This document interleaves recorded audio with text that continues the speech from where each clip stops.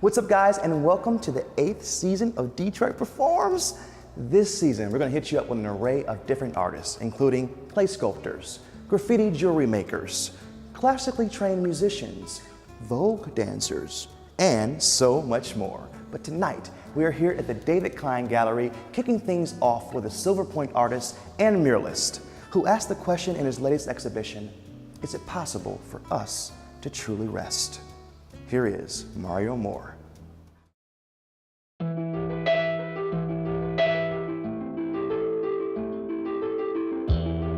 interested in creating a stage that the audience can kind of come into.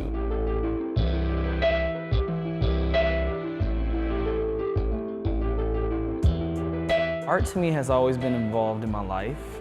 I grew up around the DIA. I used to go visit the museum when I was a kid. I would walk through the galleries. But as far as inspiration, that came from my mom, Sabrina Nelson, because I would see her do these large paintings. Just the idea to look at a canvas that's blank or a piece of paper and her just make something was always interesting to me. The way that I begin my work is usually through sketches and ideas. It's usually that I have a thought and I have a process and I sketch out or I think about that thought and I say, what is the best way to portray this thought or to talk about this idea? So that can go to sculpture, that can go to drawing, that can go to video, that can go to painting. But the majority of the time, I'm interested in a massive narrative. We're in the David Klein Gallery and the show is called Recovery. And the show is about considering how Black men rest and relax and take time for themselves. What happened was I was working on a body of work where I was thinking about myself personally and how I move my body through the world and how the world considers me as a Black man. And then I had brain surgery.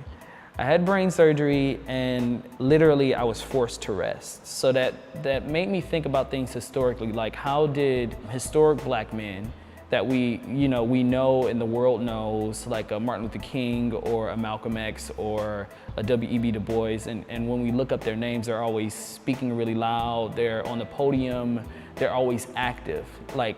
In times of turmoil, like what we're dealing with today, as far as everything politically and socio-economically, how do I rest? Because we're in a similar state. And in some ways, in some senses, as far as education and other things like that, it's worse. It's gone backwards instead of forwards. So, but I'm at the same time, we're human. So these men took vacations. They took time with their family. They took naps. So I started to think about that, and the work presents a question because I don't have the answer. So how do Black men rest? How do they relax? And what does that look like? It has to do with just the history of America, in that Black men and Black people, just in general, we're in the process of constantly having to stay ahead, right? To catch up economically.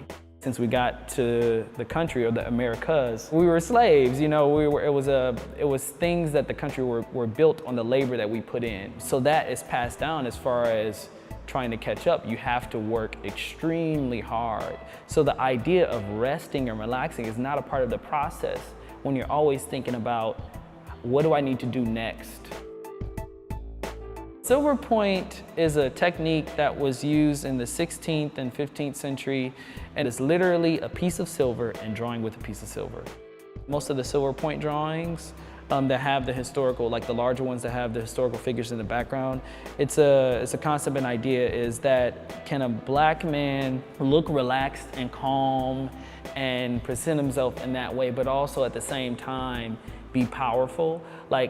I'm letting the background, the historical figures do all the work for me while I relax. And I think that's, a part of the importance and a part of the process. I like the amount of texture and detail that went into the silver point, but there's a limited number of values that you can reach. So no matter what I draw, no matter how hard the subject matter is, it's always gonna be this softness to it, and I really like that. The other thing I really like about silver point is that you can't erase. So it's almost like drawing with a pen. Whatever you put down is permanent. Right, so everything that goes into that drawing, you have to deal with it, right? It's there to exist forever. Another thing I like is that in dealing with silver point, you're literally leaving behind silver on paper. So you're creating something that has an initial value. And with the work that I was working on, I'm dealing with a subject matter that people don't see as valuable. America often sees as invaluable as far as black men, and also this idea of rest, this idea of relaxing. So I think that material has worked for me really well in thinking about these ideas and concepts. There's one piece in particular in the show. I read this book called Medical Apartheid. It has to do with the experimentation on black people from slavery to contemporary times. And I also got this huge photography book called Stiff Skulls and Skeletons. Through that book, you can see how they experimented and practiced on cadavers. And the most of the cadavers you will see are black or African American cadavers. And the way that that happened is they were like, well, we don't really care about this community, so we can dig up these graves and use these bodies.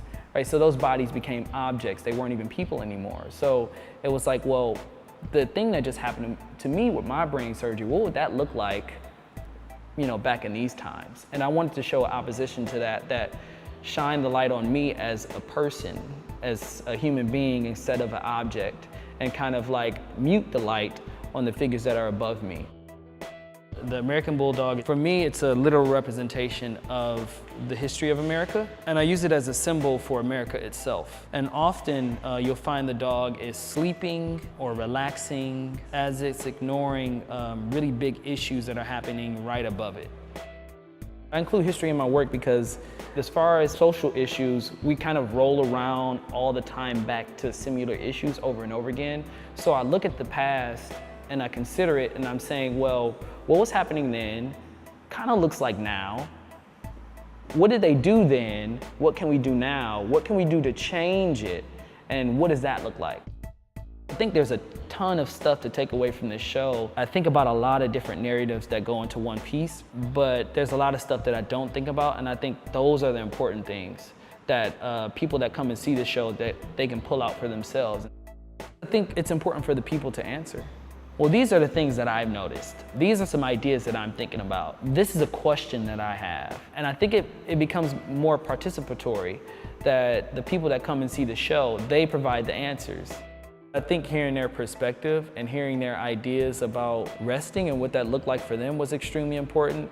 I think hearing my dad talk about how he's worked since he was 16 years old and talking about his perspective was important. But I think the most important thing that happened after the show was I went into the barbershop and one of the barbers that was in there, he told me after seeing my show, he literally took a week off of work.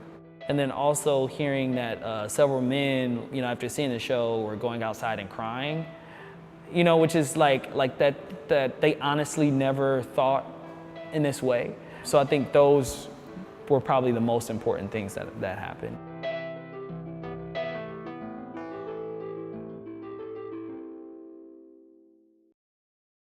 You can learn more about Mario Moore as well as all the artists that we feature on DetroitPerforms.org.